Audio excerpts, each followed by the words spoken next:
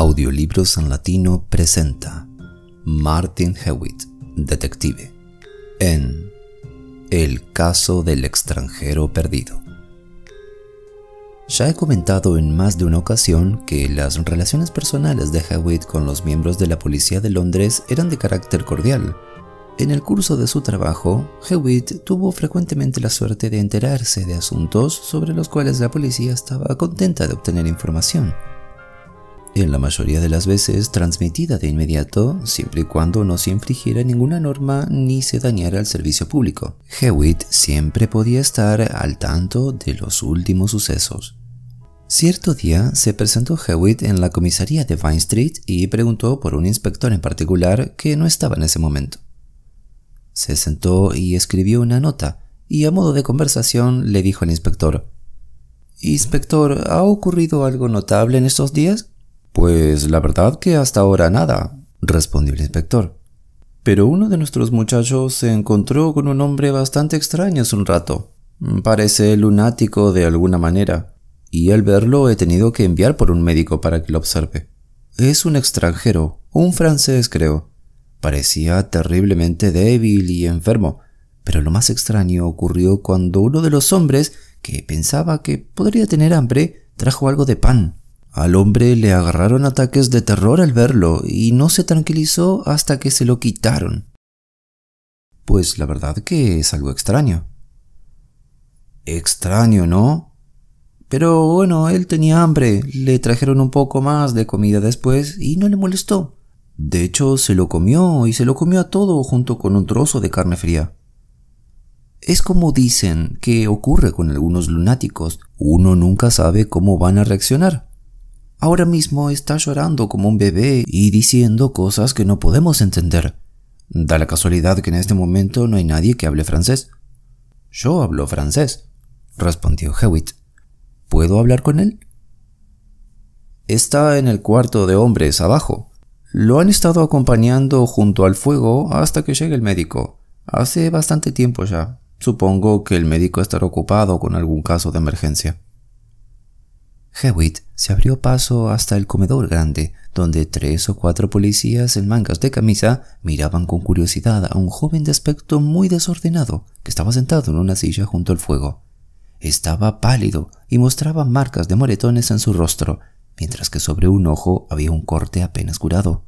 Su figura era pequeña y delgada. Su abrigo estaba desgarrado y se sentaba en un cierto aire indefinido de estremecimiento de sufrimiento. Se sobresaltó y miró a su alrededor con aprehensión cuando entró Hewitt.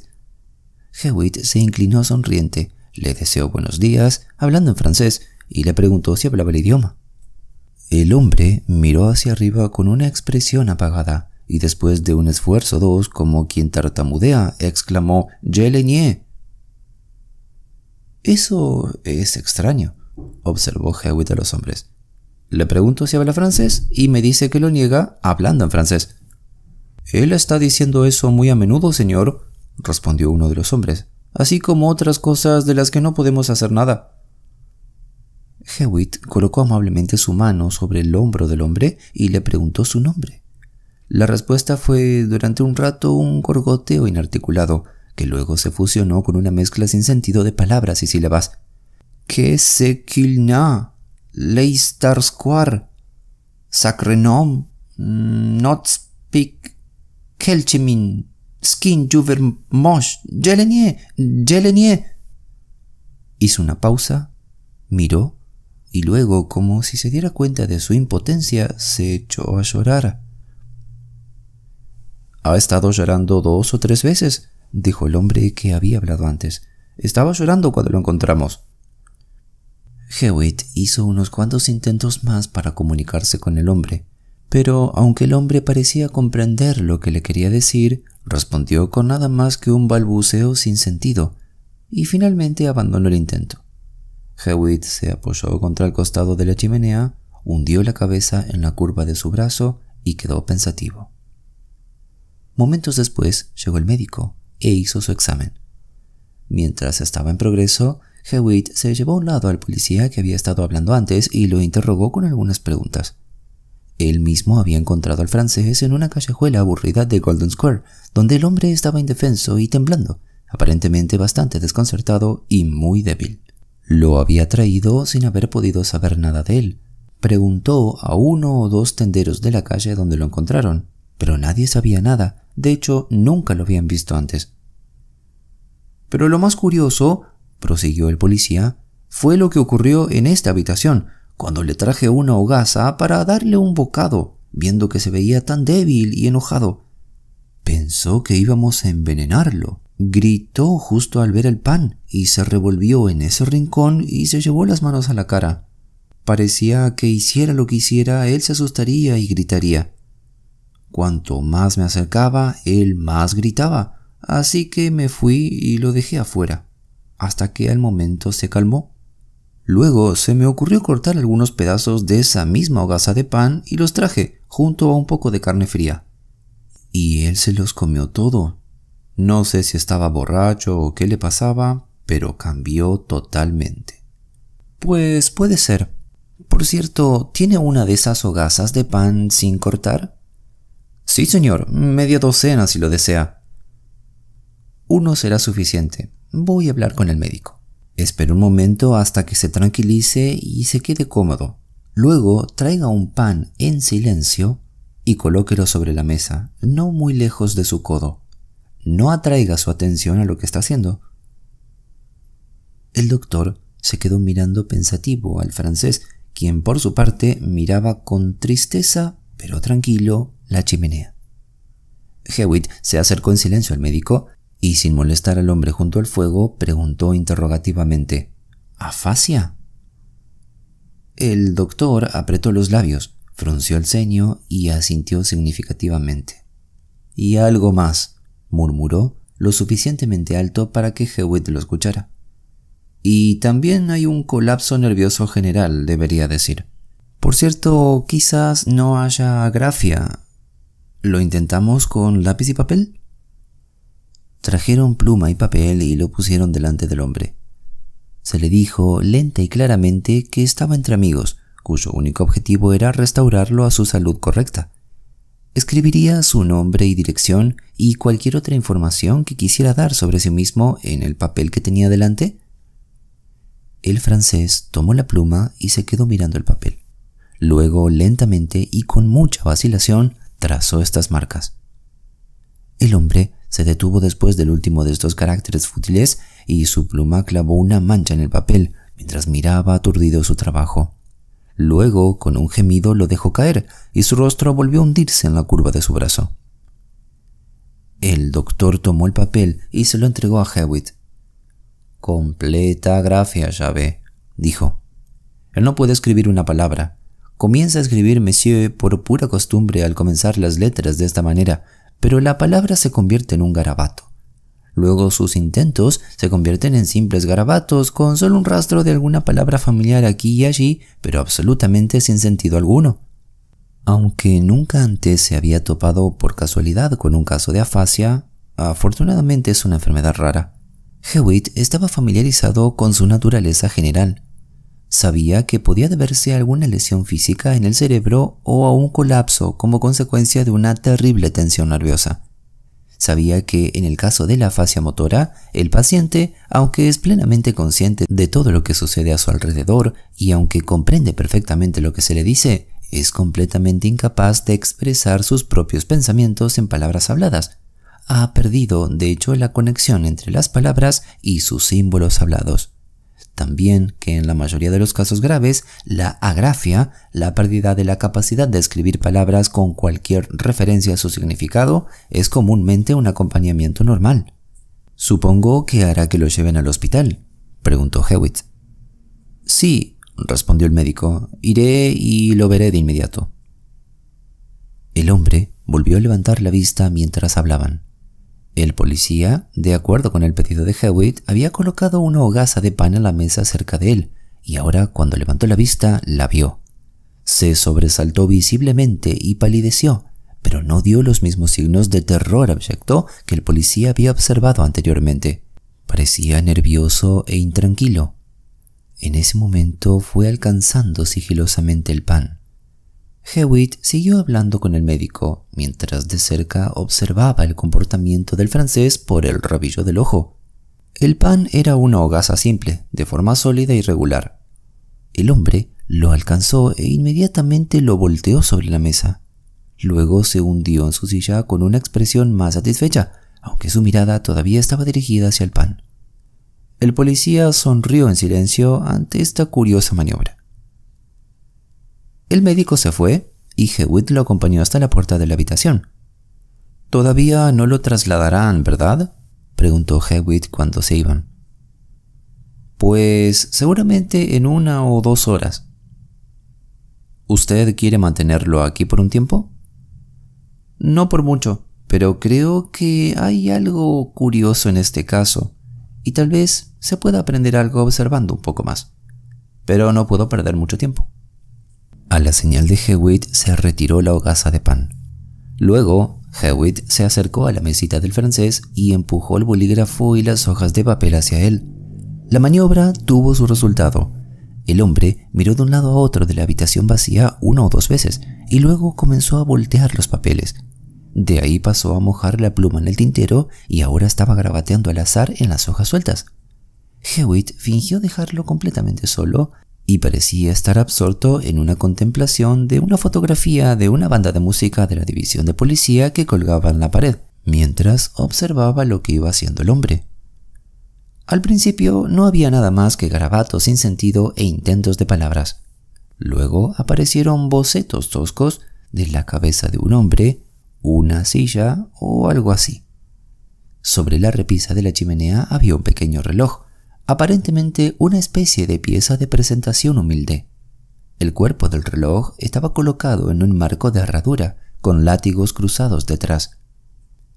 Después de un tiempo, los ojos del francés se posaron en esto y comenzó a dibujarlo toscamente. Luego renunció y siguió con otros bocetos y garabatos al azar de la misma hoja de papel, dibujando y garabateando sobre los bocetos de una manera semimecánica. Comenzando en la esquina superior izquierda del papel, lo rodeó todo hasta llegar a la esquina inferior izquierda.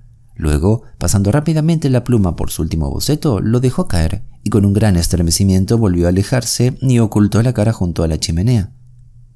Hewitt se volvió de inmediato y agarró los papeles de la mesa. Se los metió todos en el bolsillo de la chaqueta, con excepción del último en el que el hombre había estado ocupado, y este, del cual se adjuntó un facsímil, lo estudió con atención durante varios minutos. Hewitt les deseó buenos días a los hombres y se dirigió al inspector. «Bueno», dijo el inspector, «no hay mucho más que sacar de él, ¿verdad? El médico lo vendrá a buscar en cualquier momento». «Supongo», dijo Hewitt, «que este puede convertirse en un caso muy importante. Posiblemente y muy probablemente no se haya dado cuenta todavía, así que no le diré nada hasta que sepa un poco más. Pero lo que necesito ahora es por un mensajero. ¿Podría enviar a alguien del cuerpo de inmediato en un cabriolé a mi amigo Brett en sus aposentos?» «Por supuesto, encontraré a alguien. ¿Quiere escribir una nota?» Hewitt escribió y envió una nota que me llegó en menos de 10 minutos. Luego le preguntó al inspector: «¿Ha registrado al francés?» «Oh, sí, lo revisamos todo, cuando descubrimos que no podía explicarse para ver si podíamos rastrear a sus amigos o su dirección. No parecía importarle, pero no había nada en su bolsillo, nada, a excepción de un pañuelo de bolsillo sin marcas en él». «Supongo que notó que alguien le había robado el reloj». «Pues él no tenía nada». «Pero tenía uno de esos pequeños ojales verticales en su chaleco, que se usa para sujetar el reloj, y estaba muy gastado y deshilachado, por lo que debe haber tenido el hábito de llevar un reloj, y ya no está». «Sí, y todo lo demás también, ¿eh? Parece un robo. Ha recibido un par de golpes en la cara, ¿se da cuenta?» «Vi los moretones y el corte, y su cuello está lastimado. Parece que alguien lo ha tomado por el cuello o la garganta. ¿Llevaba un sombrero cuando lo encontraron?» «No». «Eso implicaría que acababa de salir de una casa. ¿En qué calle lo encontraron?» «Henry Street, un poco fuera de Golden Square. Calle bastante complicada, ya sabe usted». ¿El policía que lo encontró notó alguna puerta abierta cerca? El inspector negó con la cabeza. La mitad de las puertas de la calle están abiertas, dijo, prácticamente todo el día. Ah, entonces allí no hay nada. No creo que viva allí, por cierto. Me imagino que viene de más en la dirección de Seven Dials o Drury Lane. ¿Notó algo en el hombre que le dio una pista sobre su ocupación o, en todo caso, sobre sus hábitos? Pues la verdad que no. Bueno, solo eche un vistazo a la parte de atrás de su abrigo antes de que se vaya, justo sobre la cintura. Buen día. Como he dicho, el mensajero de Hewitt fue rápido. Yo estaba en casa, habiendo regresado recientemente de mi almuerzo, cuando llegó esta nota. Mi querido B, tenía la intención de almorzar contigo hoy, pero me han retenido. Espero que esté ocioso esta tarde y tengo un caso que le interesará. Tal vez le sea útil desde un punto de vista periodístico. Si quiere ver algo de esto, tome un coche de inmediato a Fitzroy Square, lado sur, donde me reuniré con usted. Esperaré no más tarde de las 3:30. Suyo, M.H. Apenas disponía de un cuarto de hora, así que cogí mi sombrero y salí de inmediato de mis aposentos. Dio la casualidad de que mi coche y el de Hewitt irrumpieron en Fitzroy Square desde lados opuestos casi al mismo tiempo, de modo que no perdimos tiempo alguno. «Venga», dijo Hewitt, tomándome del brazo y empujándome. «Vamos a buscar un establo. Temo que tengamos que engañar a alguna persona con esa creencia en este momento». «¿Por qué? ¿Para qué quiere los establos? ¿Y por qué me pone una excusa?» En cuanto a para qué quiere los establos, en realidad no estoy del todo seguro. En cuanto a darle una excusa, bueno, incluso la excusa más humilde es mejor que ninguna. Pero vamos, allí hay algunos, aunque no son lo suficientemente buenos. Incluso si alguno de ellos estuviera vacío... Vamos.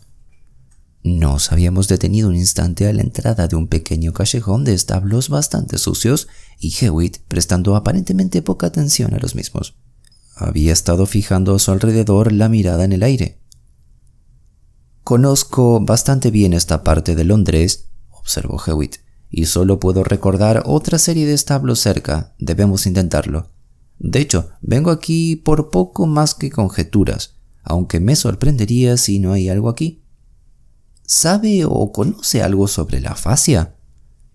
«He oído hablar de eso, aunque no puedo decir que recuerde haber conocido un caso cercano». «Pues hoy he visto uno. Un caso muy curioso. El hombre es un francés, descubierto indefenso en la calle por un policía. Lo único que puede decir que tiene algún significado es Je le nie, y que dice mecánicamente, sin saber en lo más mínimo lo que dice. Y no puede escribir, pero se puso a dibujar y garabatear varias cosas en un papel, y sus garabatos, junto con una o dos cosas más, me han dado una idea. Cuando estemos menos ocupados y en un lugar tranquilo, le mostraré los bocetos y le explicaré las cosas en general. Ahora no hay tiempo, y es posible que necesite su ayuda por un tiempo. «Oh, aquí estamos, parece». Nos habíamos detenido al final de otro patio de establos, bastante más sucio que el primero. Los establos eran cobertizos sólidos, pero poco elegantes, y uno o dos parecían estar dedicados a otros propósitos, con chimeneas bajas, en una de las cuales una vieja canasta estaba colocada con elegancia a modo de capota. Junto a la entrada se clavó un viejo tablón gastado, con la leyenda «Estabulación para alquilar», en letras antes blancas sobre un fondo antes negro. «Venga», dijo Hewitt, «vamos a ver qué hay».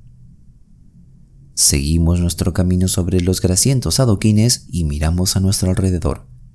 A la izquierda estaba el muro que encerraba ciertos patios traseros y a la derecha las caballerizas. Dos puertas en medio de estas estaban abiertas y un joven carnicero, que con su brillante cabeza de bala habría sido conocido como un joven carnicero en cualquier lugar, estaba limpiando la rueda recién lavada de un elegante carro de carnicero. «Buenos días», dijo Hewitt amablemente el joven. «Veo que hay algunos establos para alquilar aquí. Ahora, ¿dónde debería preguntar al respecto?» «John's, Whitfield Street», respondió el joven, dando una última vuelta al volante. «Pero creo que ahora solo hay un pequeño lugar para alquilar y no es muy grande». «Oh, ¿y dónde es eso?» «Al lado de la calle. Un tipo lo tenía para cortar leña, pero ya no lo quiere. No hay sitio más para que un burro y una carretilla puedan estar. Ah, es una lástima. No somos particulares, pero queremos algo lo suficientemente grande y no nos importa pagar un precio justo. Quizás podríamos hacer un arreglo con alguien aquí que tenga un establo. El joven negó con la cabeza. Pues creo que no encontrará nada por aquí, dijo dudoso. En su mayoría son gente de la tienda que quiere todo el lugar para ellos mismos. Mi jefe tal vez lo piense, no lo sé. Estos 2 establos no son suficientes para todo lo que se requiere. Oh, luego está Barket el verdulero, aquí al lado mismo. Ese no es muy bueno. Luego junto a él está un pequeño lugar como este para alquilar. Y al final está Griffiths en la tienda de mantequilla. ¿Y los del otro lado? Bueno, este primero es Curtis, Euston Road. También es una tienda de mantequilla. Y el siguiente es aquel. El último al final no sé muy bien a quién pertenece. Pero creo que es de algún panadero extranjero. Sin embargo, nunca he visto a nadie que salga de allí. Pero hay un caballo, lo sé, lo he escuchado. Hewitt se volvió pensativo. Gracias, dijo. Supongo que entonces no podremos alquilar por aquí. Buenos días. Salimos a la calle mientras el joven carnicero empujaba su carro y tiraba su cubo de agua. ¿Quiere quedarse por aquí, Brett?, preguntó. Mientras me apresuro a ir a la ferretería más cercana, no tardaré mucho. Vamos a trabajar en un pequeño robo. Fíjese si alguien se acerca al establo del otro extremo. Se fue corriendo y yo esperé. En unos momentos el joven carnicero cerró sus puertas y se fue silbando calle abajo, y en unos momentos apareció allí Hewitt. «Vamos», dijo, «ahora no hay nadie, no perdamos tiempo. He comprado unas tenazas y unos alambres». Volvimos a entrar al patio por la puerta del último establo. Hewitt se agachó y examinó el candado. Tomando un alambre con sus alicates, lo dobló con cuidado contra la pared de ladrillo. Luego, usando el alambre como llave, todavía sujetado por las pinzas y moviendo suavemente con la mano izquierda, en unos segundos, sorprendentemente había soltado el pasador y sacado el candado. «No soy del todo un mal ladrón», comentó. «No tan mal, de verdad». El candado sujetaba una barra que, cuando se quitaba, permitía abrir la puerta. Al abrir, Hewitt inmediatamente agarró una vela metida en una botella que estaba en el estante. Me empujó hacia adentro y cerró la puerta detrás de nosotros.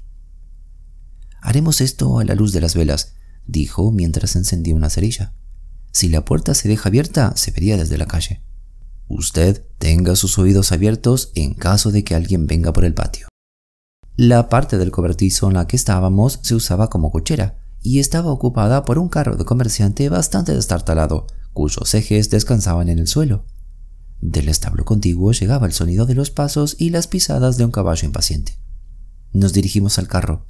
En el tablero de nombres al costado estaban pintadas en letras desgastadas las palabras Schuyler Baker. La dirección que había estado debajo estaba pintada. Hewitt sacó los pasadores y bajó el tablero de cola. Dentro del carro había una cama colchón nueva que cubría toda la superficie por abajo. Lo tocó, lo presionó desde arriba y vio que era un colchón de resortes común, quizás inusualmente suave en los resortes. Parecía algo curioso para guardar en el carrito de un panadero. Hewitt, que había colocado la vela en un estante, hundió el brazo en los rincones más alejados del carro y sacó una hogaza de pan francesa muy larga y luego otra. Buscando de nuevo, encontró ciertos panes de los que se conocen como hogazas simples, 2 juegos de 4 cada uno, cada juego horneado en una fila. «Mira este pan», dijo Hewitt, y yo los tomé. Estaban rancios, casi tan duros como la madera. Hewitt sacó una gran navaja del bolsillo y, con lo que me pareció una cuidadosa y elaboración maniobra, cortó la parte superior de una de las hogazas caseras. Luego metió los dedos en el hueco que había hecho y con firmeza pero lentamente partió el pan duro en 2 pedazos. Sacó la miga del interior hasta que no quedó nada más que una capa exterior bastante gruesa. «No», dijo más para sí mismo que para mí, «aquí no hay nada». Levantó uno de los panes franceses largos y lo midió contra el interior del carro. Antes había estado apuntalado en diagonal y ahora se notaba que era solo un poco más largo que el ancho interior del carro. Atascado, de hecho, se mantuvo firme. Hewitt volvió a sacar su cuchillo y dividió este largo pan por el centro. No había nada más que pan en eso. El caballo en el establo se inquietó más que nunca. «Ese caballo no ha estado comiendo últimamente, me imagino», dijo Hewitt. «Le daremos al pobre un poco de este heno de la esquina». «Pero», le dije, «¿qué pasa con este pan? ¿Qué esperaba encontrar en él? No puedo ver a dónde quiere llegar». «Le diré», respondió Hewitt. «Voy detrás de algo que espero encontrar y que también está cerca de aquí». «¿Cómo están sus nervios hoy? ¿Bastante estables? La situación puede ponerlos a prueba». Antes de que pudiera responder, hubo un sonido de pasos en el patio exterior, acercándose. Hewitt levantó su dedo instantáneamente para pedir silencio y susurró apresuradamente: «Solo hay uno. Si viene, lo agarraremos». Los pasos se acercaron y se detuvieron frente a la puerta.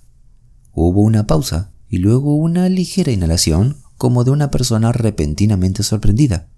En ese momento la puerta se entreabrió ligeramente y un ojo se asomó. «Cógelo», dijo Hewitt en voz alta mientras saltábamos hacia la puerta. «Él no debe escapar». Yo había estado más cerca de la puerta y fui el primero en atravesarla.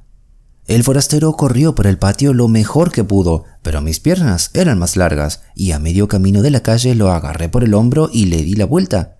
Como un relámpago sacó un cuchillo y lancé mi izquierda instantáneamente ante la posibilidad de derribarlo. Sin embargo, apenas lo detuvo y el cuchillo pasó cerca de mi pecho por no más de 2 pulgadas, pero Hewitt lo tomó por la muñeca y lo hizo tropezar de cara. Luchó como una bestia salvaje y Hewitt tuvo que pararse sobre su antebrazo y forzarle la muñeca hasta que los huesos estuvieran a punto de romperse antes de dejar caer ese cuchillo. Pero durante toda la lucha el hombre nunca gritó, ni pidió ayuda, ni de hecho hizo el menor sonido, y nosotros por nuestra parte permanecimos igualmente silenciosos. Todo terminó rápidamente, lógicamente, porque él estaba boca abajo y éramos 2.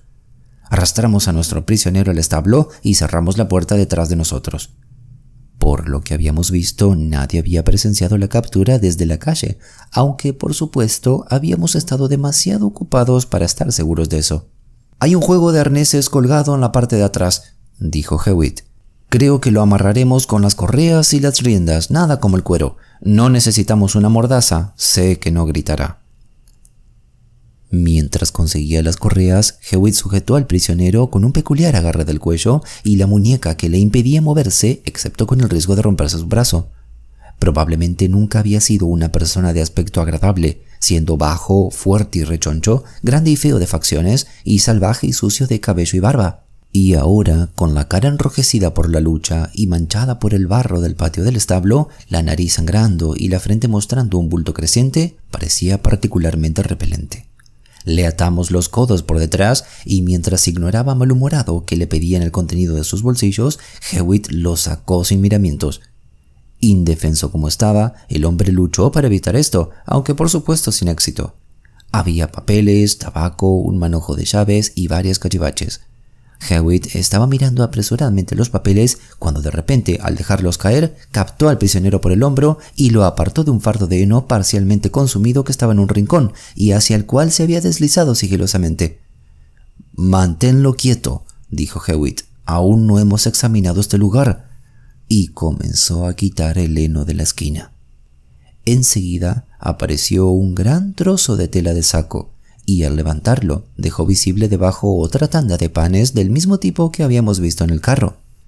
Había una docena de ellos en un lote cuadrado, y lo único que los diferenciaba de los del carro era su posición, ya que el lote estaba boca arriba. «Eso es suficiente, creo», dijo Hewitt. «No los toque, por el amor de Dios». Recogió los papeles que se le habían caído.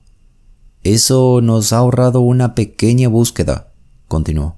«Mira, Brett, estaba en el acto de contarte mis sospechas cuando este pequeño asunto me interrumpió. Si te interesa leer una o dos de estas cartas, verás lo que debería haberte dicho. Es anarquismo y bombas». Estoy tan seguro como puedo estar de que hay bombas de dinamita reversible dentro de cada uno de esos inocentes panes, aunque le aseguro que no quiero entrometerme con ellos ahora. Todavía tenemos cosas que hacer y no debemos llamar la atención. Me apresuré y encontré un coche fuera. El significado de los panes, la carreta y el colchón de muelles estaba ahora claro. Hubo un complot anarquista para llevar a cabo una serie de explosiones probablemente simultáneas en diferentes partes de la ciudad.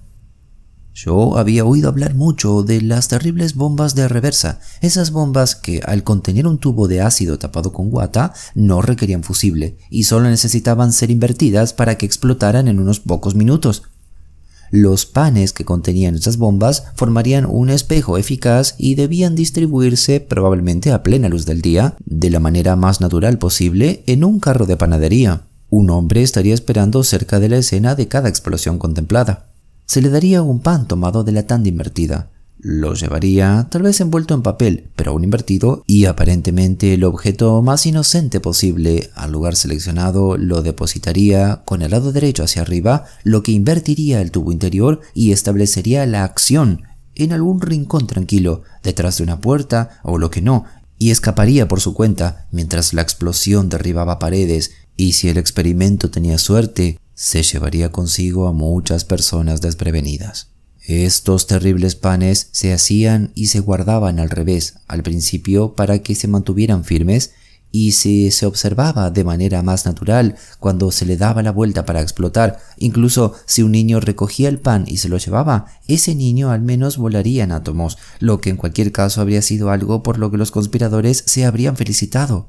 El colchón de resortes estaba destinado a aliviar las sacudidas de las bombas y evitar que el ácido se soltara al azar, lo que podría haber tenido el deplorable resultado de sacrificar la valiosa vida del conspirador que conducía el carro. Los otros panes, sin contenido explosivo, también tenían su uso. Los dos largos que cruzaban el interior del carro se apretarían para sostener las bombas en el centro, y los otros se usarían para empaquetar el lote de los otros lados y evitar que se deslizaran peligrosamente. La cosa parecía bastante clara, excepto que todavía no tenía idea de cómo Hewitt se había enterado del asunto. Llevé el vehículo hasta la puerta del establo y empujamos al hombre dentro, y Hewitt cerró la puerta del establo con la llave correspondiente. Luego nos dirigimos a la comisaría de policía de Tottenham Court Road y, por orden de Hewitt, directamente al calabozo. En menos de 10 minutos desde nuestra salida del establo, nuestro prisionero fue finalmente asegurado, y Hewitt estaba consultando profundamente con los oficiales de policía. Se enviaron mensajeros y se despacharon telegramas, y poco después Hewitt vino a verme con nueva información. El nombre del francés indefenso que la policía encontró esta mañana, dijo, parece ser Gerard, al menos estoy casi seguro. Entre los papeles encontrados sobre el prisionero, cuyo nombre completo no aparece, pero que parece que se habla de Luigi, es italiano, entre los papeles hay una especie de aviso convocando una reunión para esta noche para decidir sobre el castigo final que se impondrá al traidor Gerard, ahora en cargo del camarada Pingard. Ahora a cargo del camarada Pingard. No se menciona el lugar de reunión, pero parece más que probable que será en el Club Bakunin, a menos de 5 minutos a pie de este lugar. La policía tiene todos estos lugares bajo observación silenciosa, y ese es el club en el que últimamente se han celebrado reuniones anarquistas aparentemente importantes. Es el único club que nunca ha sido asaltado hasta el momento, y al parecer el único en el que se sentirían seguros si lo utilizaran para algo importante. Además, Luigi ahora simplemente se negó a abrir la boca cuando se le preguntó dónde sería la reunión, y no dijo nada cuando se sugirieron los nombres de varios otros lugares. Pero de repente encontró su lengua ante la mención del Club Bakunin y negó con vehemencia que la reunión iba a estar allí. Fue lo único que pronunció. Así que parece bastante seguro asumir que van a estar ahí. Ahora, este asunto es muy serio. Se han enviado hombres para que se hagan cargo del establo muy discretamente, y en el club también hay que tomar acción muy discretamente. Debe hacerse sin un momento de demora. Y como existe la posibilidad de que los únicos oficiales de detectives a nuestro alcance en este momento puedan ser conocidos de vista, me he comprometido a entrar primero. ¿Vendré usted conmigo? es posible que tengamos que tomar la puerta rápidamente. Por supuesto, tenía la intención de no perderme nada si podía evitarlo, y así lo dije. Muy bien, respondió Hewitt, en breve nos iremos. Empezó a quitarse el cuello y la corbata. Está oscureciendo, prosiguió, y no queremos que la ropa vieja nos dé un aspecto andrajoso. Los dos llevamos bombines, lo cual es una suerte. Nos deshicimos de nuestros cuellos e hicimos gargantillas con nuestras corbatas. Nos levantamos los cuellos de los abrigos solo de un lado y luego, con los sombreros apoyados y las manos en los bolsillos, lucíamos lo suficientemente desacreditados a todos los efectos prácticos en el crepúsculo. Nos dijeron que ya se había estado formando un cordón de policías de paisano alrededor del club, así que salimos. Doblamos en Wilmot Street, cruzamos Whitefield Street y en una o dos vueltas llegamos a Buccaneer Club. No pude ver ninguna señal de algo parecido a un anillo de policías y así se lo dije a Hewitt. Él se rió entre dientes. Por supuesto que no vio nada. No hacen un trabajo de este tipo con tambores redoblando y banderas ondeando. Pero están todos allí y algunos nos están mirando. Ahí está la casa. El lugar era una de esas casas destartaladas que abundan en ese barrio. El área, muy estrecha, estaba cercada con barandillas y casi atascada con basura.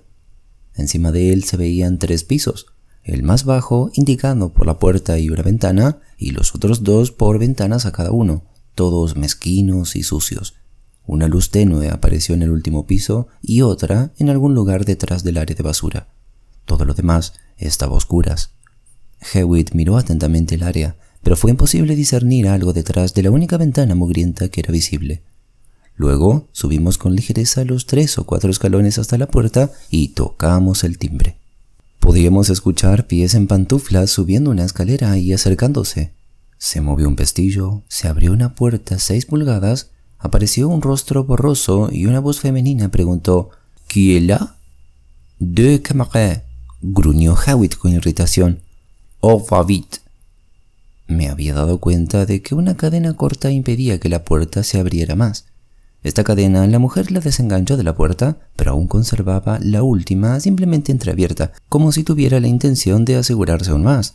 Pero Hewitt inmediatamente empujó la puerta hacia atrás, plantó su pie contra ella y entró, preguntando descuidadamente mientras lo hacía: «¿Oh, c'est Luigi?» Le seguí los talones y en la oscuridad pude distinguir que Hewitt empujó a la mujer contra la pared al instante y le tapó la boca con la mano. En ese momento, una fila de hombres silenciosos se hizo visible de repente subiendo los escalones detrás de mí. Ellos eran la policía. La puerta se cerró detrás de nosotros casi sin hacer ruido y se encendió una cerilla. 2 hombres se pararon al pie de las escaleras y los demás registraron la casa. Solo se encontraron 2 hombres, ambos en una habitación superior. Fueron asegurados y capturados. La mujer ya no estaba etiquetada y usaba la lengua a gran velocidad. Uno de los hombres era un tipo pequeño y de aspecto manso, y parecía ser el marido de la mujer.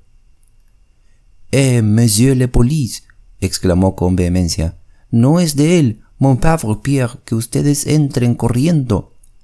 Hewitt susurró algo a un oficial y los 2 hombres fueron llevados abajo. Entonces Hewitt se dirigió a la mujer, cuyas protestas no habían cesado. «Usted dice que no es del club», dijo, «pero ¿qué tiene para probar eso? Si solamente es una ama de casa, como usted dice, no tiene nada que temer, pero solo puede probarlo dando información a la policía. Por ejemplo, ahora, sobre Gerard, ¿qué han hecho con él?» «Jem Pingard, lo tienes que llevar abajo, lo ha perdido. Jem Pingard se quedó anoche todo borracho como Zee». Giró la cabeza y los hombres para expresar intoxicación, y él se durmió.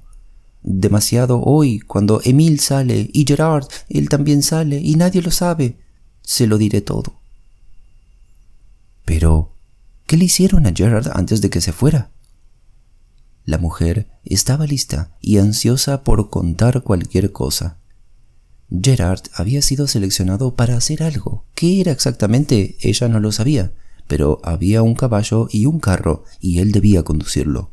Tampoco sabía dónde estaban el caballo y el carro, pero Gerard había conducido un carro antes en su trabajo para un panadero y debía conducir uno en relación con algún plan entre los miembros del club.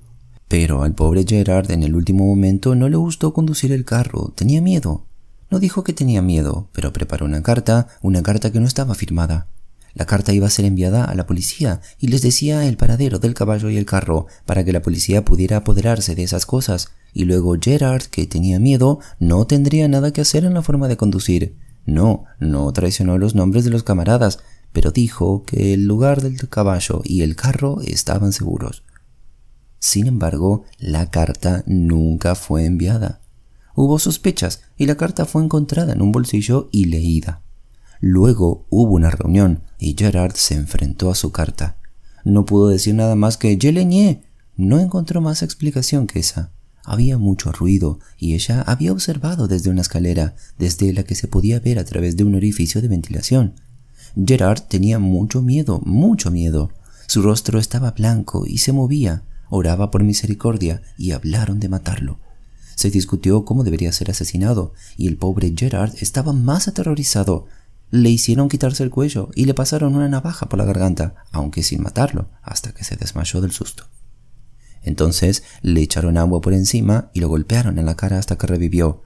Volvió a repetir «Je le nié» y nada más. Entonces uno lo golpeó con una botella y otro con un palo. Le pusieron la punta de un cuchillo en la garganta y la mantuvieron allí.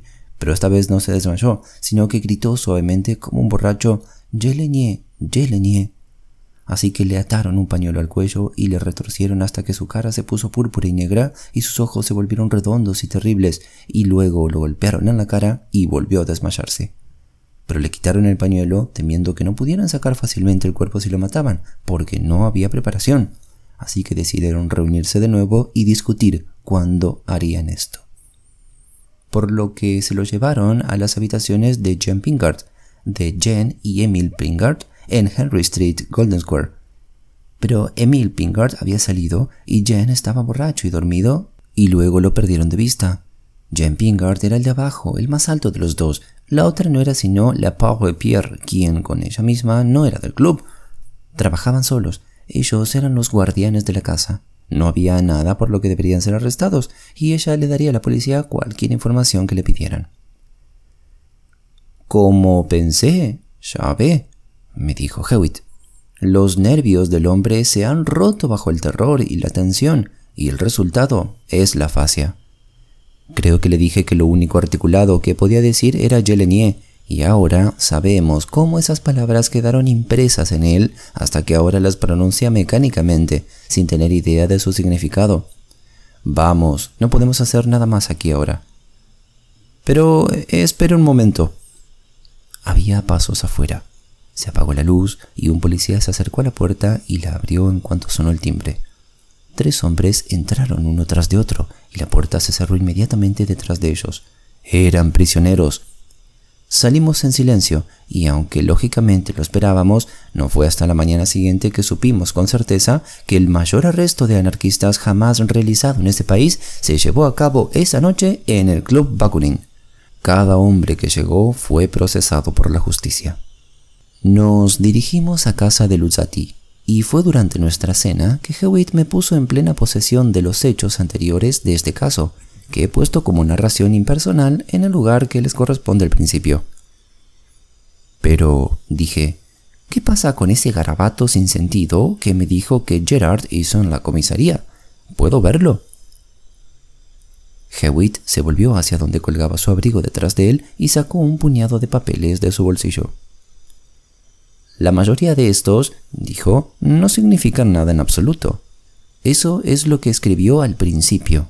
Y me entregó el primero de los 2 documentos que se presentaron en facsímil en la primera parte de esta narración. «Verá», dijo, «ha comenzado mecánicamente a escribir Monsieur, el comienzo habitual de una letra debido a un uso prolongado, pero apenas escribe 3 letras antes de convertirse en puro garabato. Lo intentó una y otra vez, y aunque en una ocasión escribió algo muy parecido a «que», y otra vez algo parecido a una palabra precedida por una N, todo carece de sentido. Esto», me entregó el otro papel que había sido impreso en facsímil, «significa algo, aunque Gerard nunca tuvo la intención de hacerlo. ¿Puede identificar el significado?» Realmente creo que es bastante claro, especialmente ahora que sabe tanto con todas las aventuras que hemos tenido en el día. Fíjese, en la esquina superior izquierda, puedo decirle que Gerard pretendía un boceto de un reloj en la repisa de la chimenea en la comisaría. Miré fijamente el papel, pero no pude sacar nada en absoluto de él. Solo veo el reloj de herradura, dije, y una especie de segundo intento fallido de dibujarlo de nuevo. Luego hay una herradura punteada, pero garabateada, y luego una especie de cometa o globo de una cuerda, un Highlander. Y bueno, no lo entiendo, lo confieso. Dígamelo usted. Le explicaré lo que entendí de esto, dijo Hewitt, y también lo que me llevó a buscarlo. Por lo que me dijo el inspector, juzgué que el hombre estaba en un estado muy curioso y me encapriché con eso. Quería verlo. La mayoría tendría curiosidad por saber por qué tenía terror al pan en un momento y lo comió vorazmente en otro. Cuando lo vi, me sentí bastante seguro de que no estaba loco, en el sentido común del término. Por lo que pude juzgar, parecía ser un caso de afasia. Luego, cuando vino el médico, tuve una charla, como ya le he comentado, con el policía que encontró al hombre. Me contó el incidente del pan con bastante más detalle que yo. Por lo tanto, era claro que el hombre estaba aterrorizado por el pan solo cuando tenía la forma de una hogaza, y lo comía con entusiasmo cuando estaba cortado en pedazos. Eso era algo a tener en cuenta. No le tenía miedo al pan, sino solo a la hogaza. Muy bien, le pedí al policía que encontrara otro pan sin cortar y que lo pusiera cerca del hombre cuando su atención se desviara. Mientras tanto, el médico informó que mi sospecha sobre la afasia era correcta. El hombre se sintió más cómodo y se le aseguró que estaba entre amigos y no tenía nada que temer, de modo que cuando finalmente encontró el pan cerca de su codo, no estaba tan violentamente aterrorizado, sino muy inquieto. Inmediatamente se sintió menos intranquilo al darle la vuelta al pan y parecía haber tranquilizado su mente de alguna manera. Esto era aún más curioso. Pensé por un rato antes de aceptar la teoría de la bomba como la más probable. El médico se fue y decidí darle al hombre otra oportunidad con lápiz y papel. Me sentí bastante seguro de que si se le permitía garabatear y dibujar a su antojo, tarde o temprano haría algo que me daría algún tipo de pista. Lo dejé completamente solo y lo dejé hacer lo que quisiera, pero lo observaba. Después de todos los garabatos inútiles que ha visto, comenzó a dibujar. Primero la cabeza de un hombre, luego una silla, justo lo que podría ver en la habitación. Luego tomó la hoja de papel que tiene delante de usted. Él observó ese reloj y comenzó a dibujarlo. Luego pasó a otras cosas, como usted ve, garabateando ociosamente sobre la mayoría de ellos cuando terminó. De alguna manera le había devuelto el terror a la mente. Agarré el papel y lo examiné de cerca. Ahora solo mire, ignore el reloj, que era simplemente un boceto de una cosa delante de él, y mire las tres cosas que siguen, que son una herradura, un globo cautivo y un Highlander. Ahora, ¿no se le ocurre algo que sugieran esas tres cosas en ese orden? No podía pensar en nada en absoluto, y lo confesé. Piense ahora, Tottenham Court Road. Yo dije, por supuesto, eso nunca me llamó la atención. Ahí está el Hotel Horseshoe y fuera está la tienda grande de juguetes y artículos de lujo en la mitad de la altura, donde tienen un globo cautivo amarrado al techo a modo de publicidad. Y está la tienda de tabaco y rape a la izquierda, hacia el otro extremo, donde tienen un Highlander de madera de tamaño grande en la puerta, algo bastante poco común. Tiene razón. La curiosa conjunción me llamó la atención de inmediato. Ahí estaban los tres, y exactamente en el orden en que uno los encuentra subiendo desde Oxford Street. Además, como para confirmar la conjetura, fíjese en el caballo punteado. ¿No recuerda que por la noche el cartel del Hotel Horseshoe está iluminado por 2 filas de luces de gas? Ahora, aquí estaba mi pista por fin. Claramente, este hombre, en su especie de bosquejo, estaba siguiendo un tren regular de pensamiento e inconscientemente lo ilustraba a medida que avanzaba. Muchas personas con perfecta salud y buen estado mental hacen lo mismo sin tener cerca un bolígrafo y un trozo de papel usado. El tren de pensamientos del hombre lo condujo en su memoria por Tottenham Court Road y más allá, hasta donde un recuerdo desagradable lo trastornó. Era mi trabajo rastrear este tren de pensamientos.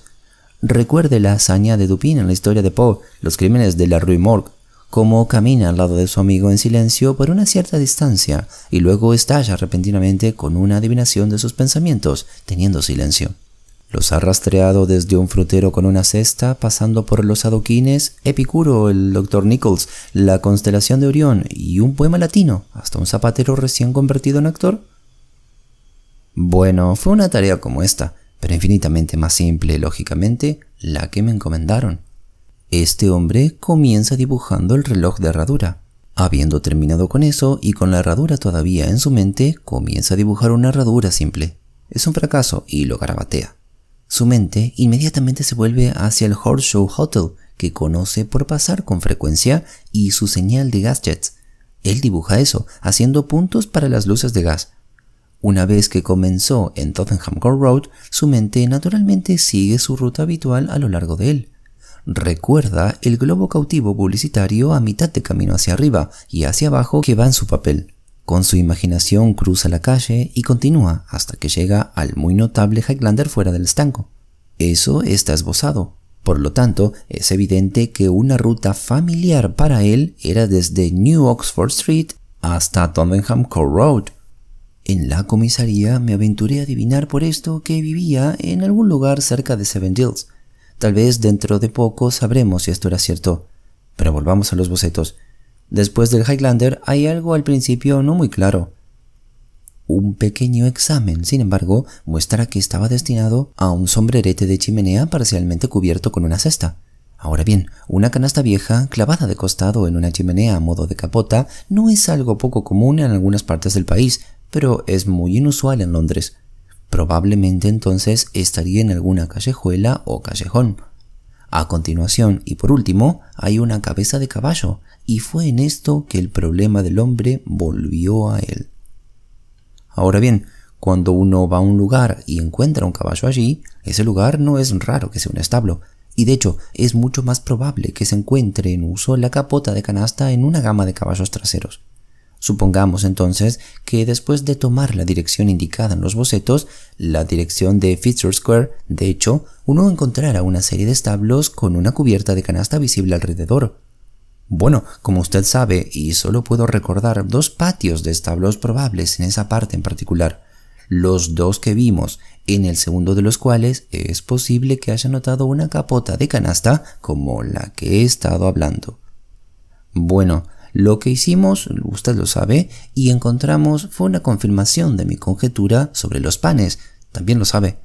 Fue el recuerdo del caballo y el carro, lo que había que transportar y lo que al final de todo esto, y eso fue lo que molestó a Gerard mientras dibujaba la cabeza del caballo. Notará que los bocetos no se han hecho en filas separadas de izquierda a derecha, simplemente se han seguido unos a otros alrededor del papel, lo que significa preocupación e inconsistencia por parte del hombre que los hizo. Pero, pregunté, suponiendo que esos panes contuvieran bombas, ¿cómo se pusieron allí las bombas? Hornear el pan alrededor de ellos habría sido arriesgado, ¿no? Ciertamente. Lo que hicieron fue cortar las hogazas cada fila por el centro. Luego sacaron la mayor parte de la miga, insertaron el explosivo y los lados se unieron y pegaron. Pensé que había visto las uniones, aunque ciertamente estaban muy bien hechas. No lo examiné de cerca. A Luigi le habían pedido una visita diaria para alimentar al caballo, y así fue como lo atrapamos. Eso se supone. No habían reorganizado sus planes para seguir con los desmanes después de la deserción de Gerard. Por cierto, me di cuenta de que estaba acostumbrado a conducir cuando lo vi por primera vez. Había una marca inconfundible en su abrigo, justo en la parte baja de la espalda, que reciben los conductores que se apoyan contra un riel en un carro. Los panes fueron examinados por peritos oficiales, y como todo el mundo sabe ahora, se encontró que contenían, como había supuesto Hewitt, grandes cargas de dinamita. También es bien conocido lo que pasó con media docena de los hombres capturados. Sus sentencias fueron ejemplares.